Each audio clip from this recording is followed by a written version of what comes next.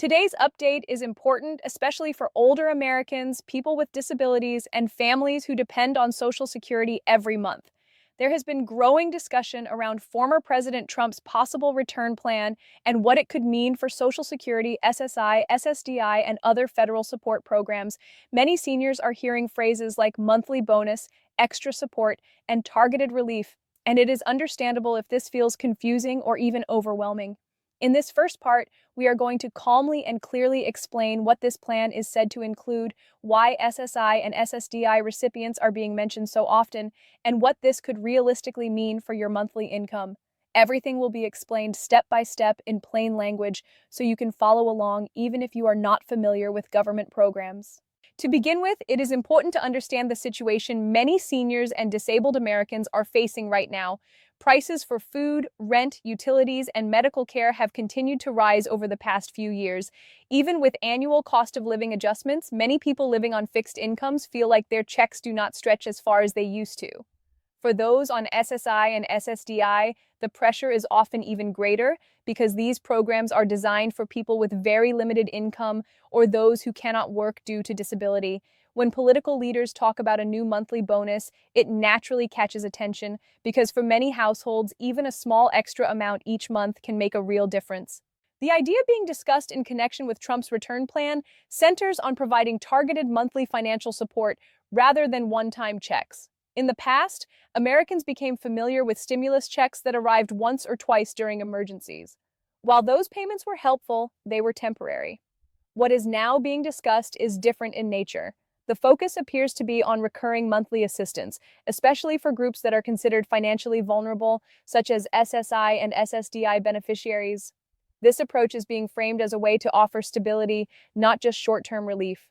One reason SSI and SSDI are highlighted so strongly is because these programs already have systems in place to deliver monthly payments. That makes it easier, at least in theory, to add a supplement or bonus to existing checks instead of creating an entirely new program from scratch.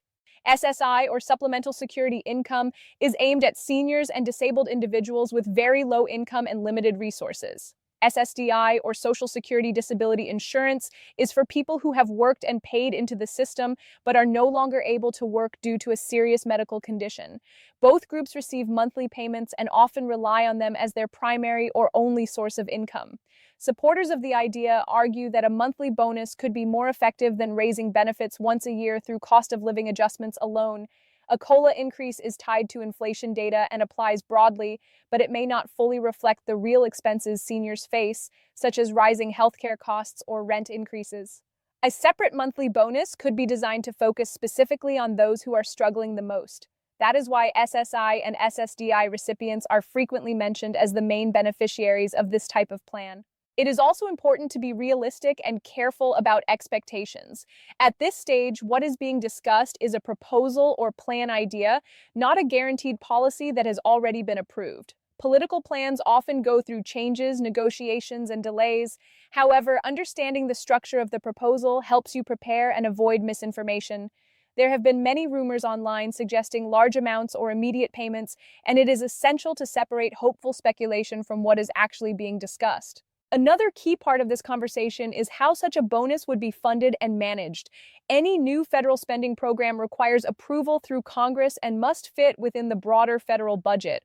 Supporters claim that targeted assistance for SSI and SSDI recipients could reduce financial stress, improve health outcomes, and lower reliance on emergency services. Critics, on the other hand, raise concerns about costs and long-term sustainability.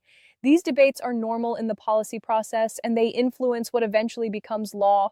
For seniors and disabled individuals watching these discussions, the most practical question is how this could affect them personally. If a monthly bonus were introduced, it would likely be added automatically to existing SSI or SSDI payments rather than requiring a new application. This is because these programs already have eligibility rules and payment systems in place. That means fewer forms, less confusion, and faster delivery if the plan moves forward. However, exact details such as the amount, income limits, or start date would depend on final legislation. It is also worth noting that proposals like this often include safeguards to ensure that the bonus does not reduce eligibility for other benefits. Many seniors worry that extra income could affect programs like Medicaid, SNAP, or housing assistance. Policymakers are aware of these concerns, and proposals are usually written to prevent a small increase from causing a larger loss elsewhere. Still, this is one of the most important details to watch as discussions continue. In everyday terms, the idea behind a monthly bonus is to provide predictability. Instead of waiting for occasional relief or hoping that annual increases keep up with costs, beneficiaries would know that an extra amount is coming each month. For someone budgeting carefully to pay for groceries, medications, and utilities, that predictability can reduce stress and improve quality of life. This is especially true for older adults who may not have savings or the ability to increase their income. As we move forward, it is essential to stay informed through reliable updates and to avoid panic or excitement based on headlines alone. Political language can be dramatic, and social media often exaggerates details. The safest approach is to understand the basics, know what is being proposed, and recognize that changes take time. In the next part, we will go deeper into how this plan could interact with existing Social Security benefits, what seniors should watch for, and how to prepare financially without making risky decisions. Now that we have covered the foundation of the proposed monthly bonus and why SSI and SSDI recipients are at the center of the discussion, it is time to look more closely at what this could mean for Social Security beneficiaries as a whole and how older adults can respond in a practical and informed way. This part will focus on realistic expectations, common questions, and the steps seniors can take to protect themselves from confusion and misinformation while staying prepared. One of the most common concerns among retirees is whether a new monthly bonus would replace existing benefits or reduce future increases. Based on how similar proposals have been structured in the past, the goal is not to replace Social Security payments but to supplement them. Social Security retirement benefits are earned based on work history and contributions, while SSI and SSDI serve specific support roles. A monthly bonus aimed at SSI and SSDI recipients would likely sit on top of current payments rather than altering the core benefit formula. This distinction matters because it helps protect long-term benefits from being weakened or restructured. Another concern many seniors have is timing. Even if a plan is announced or discussed publicly, implementation does not happen overnight. Legislation must be written, debated, and approved, and administrative systems must be updated. This means that even optimistic timelines usually involve months rather than weeks. Understanding this helps prevent disappointment and protects people from scams that promise immediate payments. Sadly, whenever there is talk of new benefits, scammers take advantage by spreading false messages or asking for personal information. It is important to remember that legitimate benefit changes are never activated through phone calls, text messages, or requests for fees. For SSI and SSDI recipients, one positive aspect of a monthly bonus approach is that it recognizes the unique financial pressures they face. Many individuals in these programs have limited ability to supplement their income through work, and their expenses often include ongoing medical costs. A predictable monthly supplement could help cover necessities without forcing people to choose between essentials.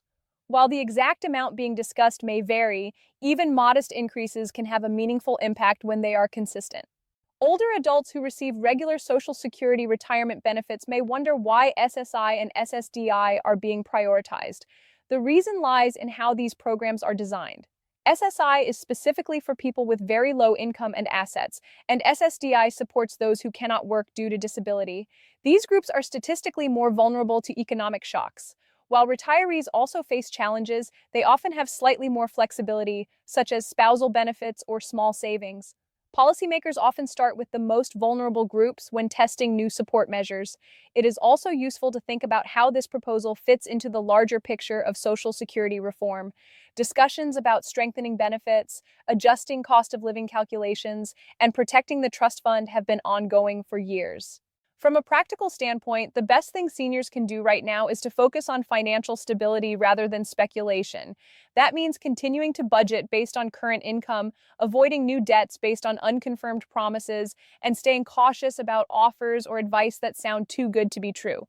If a bonus is approved in the future, it will be announced clearly and implemented through official channels.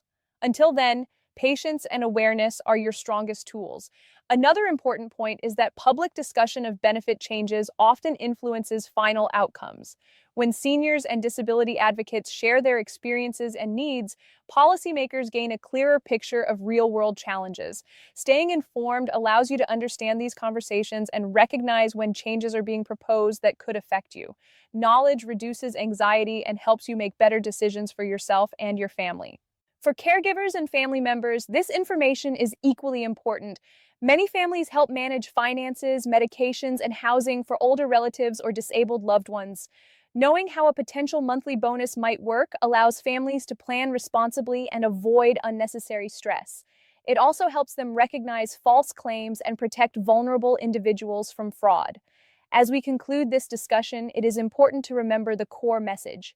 The idea of a new monthly bonus in connection with Trump's return plan is focused on providing ongoing support, especially for those who rely on SSI and SSDI. While it is not yet a guaranteed policy, understanding how it could work helps you stay grounded and prepared. This is not about sudden windfalls or dramatic changes overnight. It is about the possibility of steady, targeted assistance designed to help people meet basic needs in a challenging economic environment. In closing, the most important takeaway is this: stay informed, stay cautious, and stay focused on what you can control. Understand your current benefits, protect your personal information, and follow reliable updates as discussions continue. Changes to Social Security and related programs happen through careful processes, not instant announcements. By knowing how these proposals work and why they matter, you are better equipped to navigate the future with confidence and peace of mind.